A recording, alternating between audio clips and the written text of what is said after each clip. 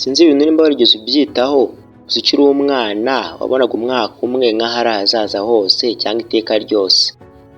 Wabaga utegereje bidi buri mwaka, noheli ndetse n'iminsi y'ibiruhuko. None uyu munsi ibyumweru birimo birihuta cyane, amezi arihuta ndetse n'umwaka uri kwihuta mu gihe gito cyane. None wakibaza ngo hari ubwo igihe cyihuse? Uko ubizi igisubizo ni oya. Uburyo isegonda ringana uyu munsi ni nako ringana cyangwa se ryanganaga ufite imyaka 5. None rero ni ukubera iki uyu munsi uri kumva igihe cyose gitangiye kugenda cyihuta? Abahanga bizera yuko bifitanye isano n'uburyo ubwonko bwacu bupimamo igihe. Tekereza nk'umwana ufite imyaka 5. Umwaka umwe ni nka 20% y'ubuzima bwe bwose. Ubwo iki gihe ni igihe kinini cyane. Gusa ku muntu ufite imyaka 50, umwaka umwe ni nka 2% cy'ubuzima bwe bwose busigaye. Kugira ngo ubyumve, umwana ufite imyaka 5, umwaka umwe mu myaka 5 ni 20%. Gusa umuntu ufite imyaka 50, umwaka umwe mu myaka 50 ni 2%. Rero uko tugenda dukura, umwaka cyangwa se buri myaka yose twagiye ducamo utangiye kugenda iba mike cyane ugereranije.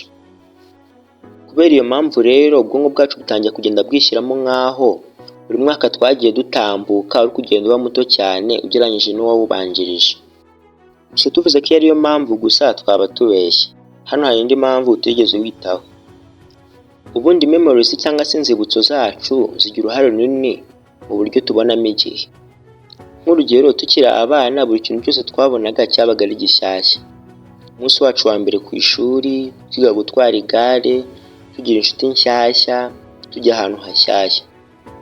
Rero kuba ko ibi ngibi twabonaga tutabaga tubizi kandi bitangaje tutanabimenyereye, ubwonko bwacu bwabikaga amakuru menshi ndetse n'utuntu twinshi. Niyo mpamvu iyo urebye inyuma cyangwa se ukibuka ibintu byabaye kera, utangira kumva ari byinshi kandi byarabaye igihe kinini. Ariko nk'abantu bakuru, ubuzima ubona ari nk'ibintu bisanzwe bihoraho mu buzima. Uhora ubyuka ujya ku ishuri cyangwa se ujya ku kazi, amasaha yo kurya ari asanzwe, gusinza ari igihe gisanzwe, ndetse buri munsi usubiramo ikintu wari usanzwe ubona. Rero kuba ko ubwonko bwawe buhora bubona ibintu bimwe, nabwo ntabwo bwigwa bubika ibintu byinshi. Niyo mpamvu iyo usubiye inyuma, gusa muri iyi myaka mike ibishize, ubona nk'aho ibintu byose nta kintu cyabayemo, kuko aho bimeje ubona ibintu bimwe, bityo ubwonko bwawe bwakabitse ibyo ngibyo byabaye muri iyo myaka mike ishize, bisa nk'aho nta kintu bwashyizemo. Iki gihe rero uzabona nk'icyo gihe nta cyaciyeho, nyine umenya ko iyo myaka yihuse.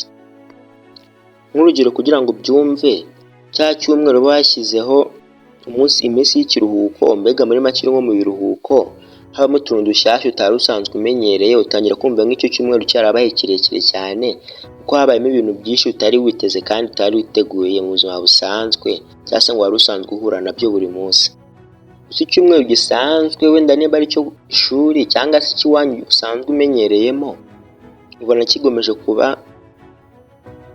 cyihuse cyane ugereranyije n'ibya mbere, cyangwa se bya bindi biba byabereyemo nk'ibiruhuko, kuko nyine icyo cyumweru cyose usanzwe ukimenyereye. Gusa hano hari amakuru meza. Ushobora no kuba watuma igihe cyawe kiba kirekire cyane ugereranyije no kuba wari usanzwe ukibona. Mbega muri make ukajya ubona nawe ubuzima burimo buratinda kurangira, n'imyaka irimo iragenda gake. Kugira ngo rero ujye uhora wibuka ibintu cyangwa se ubone igihe cyawe kitarimo kirarangira, ni uko ugomba gufata buri gihe cyose ufite ukagishyiramo ibintu byose wazibuka.